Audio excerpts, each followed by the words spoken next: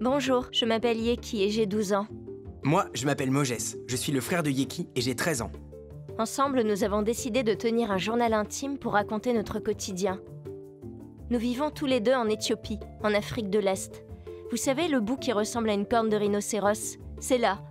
On vit dans la région d'Amara, au milieu des montagnes, au cœur de la vallée du Grand Rift africain.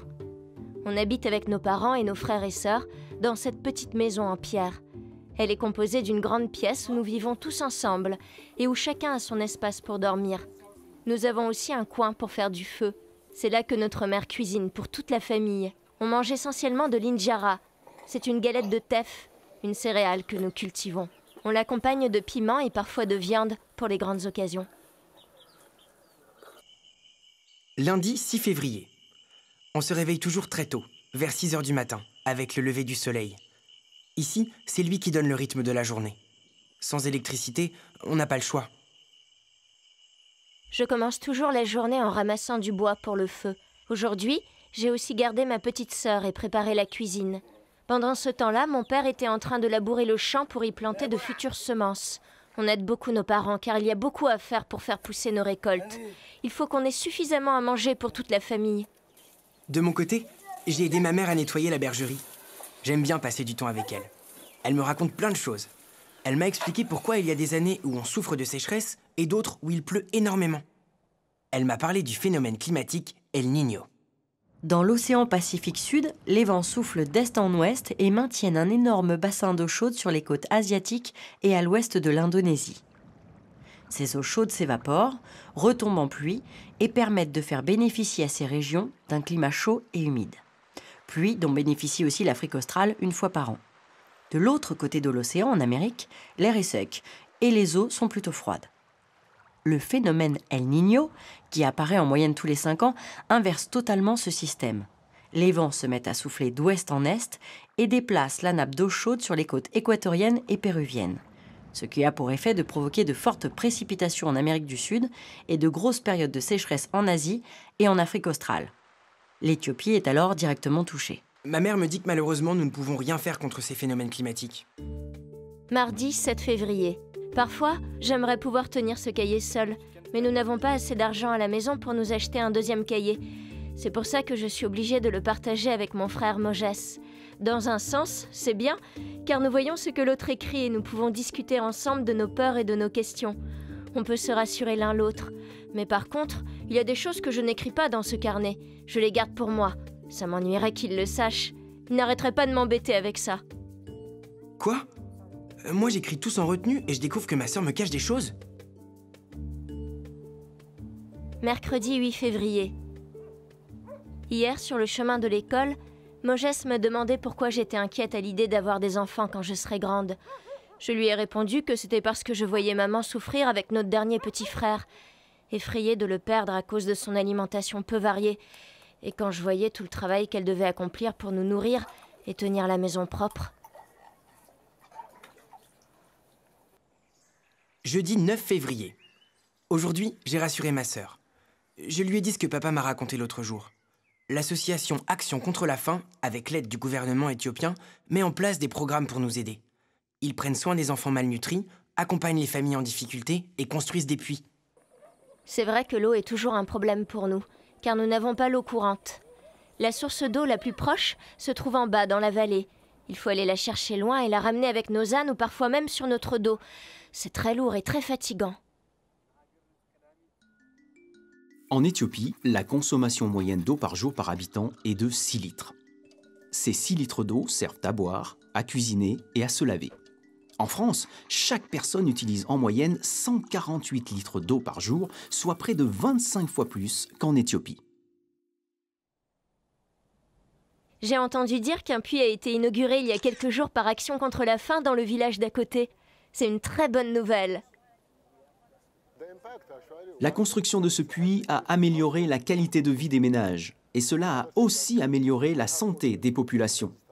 Avant la construction du puits, on puisait l'eau d'une source qui était sale.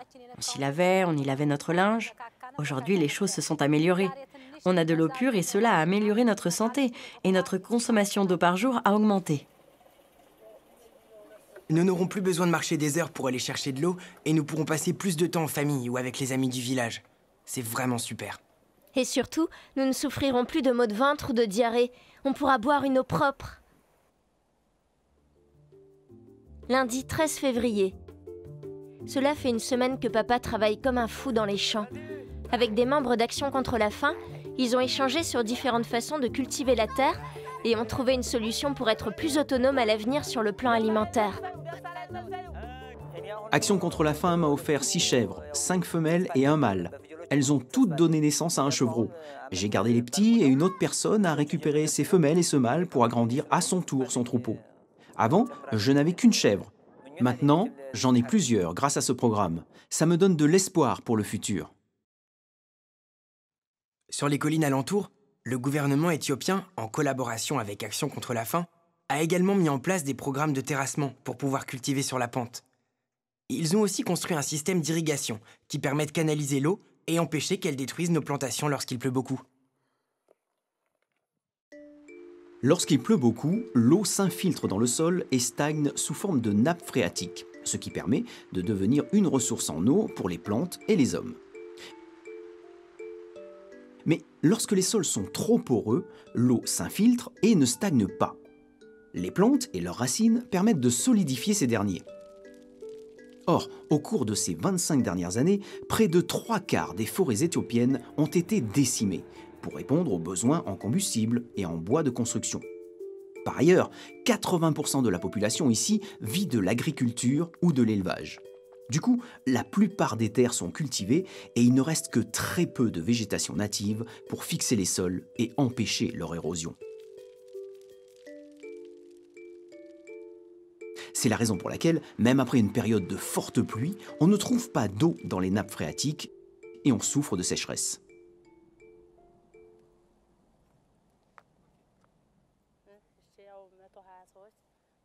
Avant, je n'avais pas de terre à cultiver.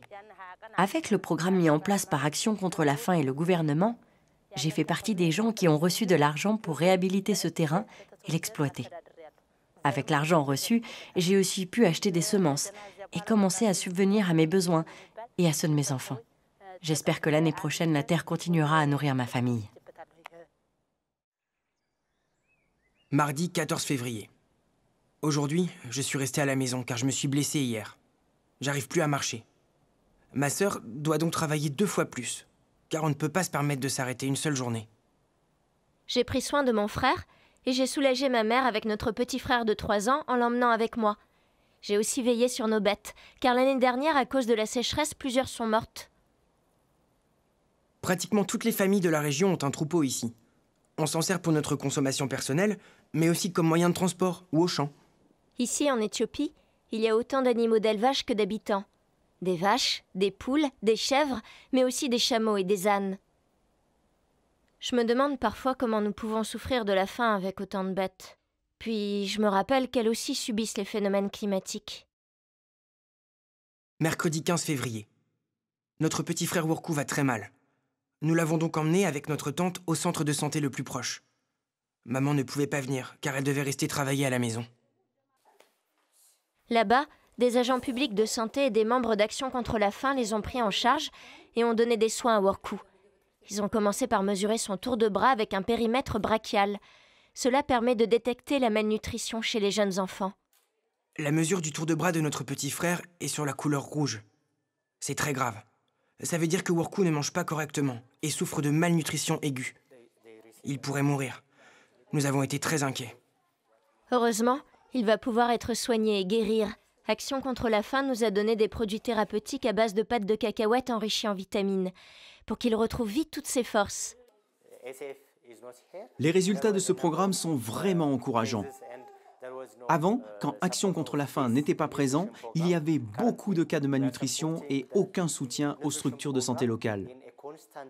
Aujourd'hui, ce programme est mis en place de façon durable et le taux de malnutrition est en baisse. L'objectif est de détecter la malnutrition chez les enfants le plus tôt possible avec la collaboration des infirmières et des agents de développement dans les communautés. Nous avons des résultats très positifs. Nous sommes tous rassurés après cette visite médicale. Je suis très satisfaite et je suis fière du travail effectué par Action contre la faim ici. Je sais que les enfants pris en charge ici sont bien soignés, que leur état de santé s'améliore. Jeudi 16 février. Guébrou, qui travaille pour Action contre la faim, nous a parlé de la course contre la faim organisée en France. C'est un événement où les enfants courent et à chaque kilomètre parcouru, ils récoltent de l'argent pour permettre à Action contre la faim d'aider les familles comme la nôtre à ne plus souffrir ni de la faim ni du manque d'eau. Ma sœur et moi, et tous nos amis au village, on compte sur tous les enfants de France et d'ailleurs pour participer à la course contre la faim. Merci. Merci.